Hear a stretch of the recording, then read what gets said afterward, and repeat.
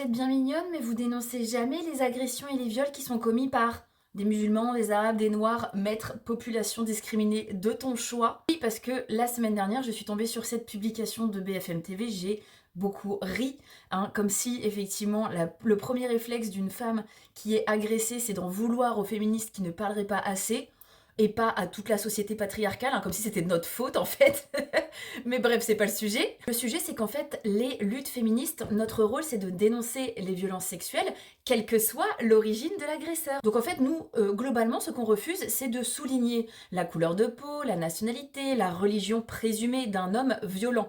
Et quand on fait ça, c'est pas qu'on nie les faits, c'est qu'on refuse de s'en servir pour alimenter des discours racistes. Bah oui, parce que le féminisme n'a pas vocation à être une arme identitaire. Il cherche à dénoncer les violences, mais pas à pointer du doigt des communautés, le tout sans fondement, bien entendu. Le problème d'une femme qui subit une agression sexuelle, c'est la violence patriarcale qui prend forme dans la domination des hommes, et ce, peu importe leur couleur de peau.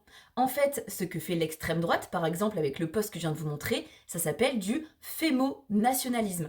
En gros, par exemple, c'est quand un parti politique se dit protecteur des femmes, je cite personne, salue le Front National, pour mieux attaquer les autres qui sont présentés comme naturellement misogynes ou barbares et donc se poster comme étant garants de la civilisation.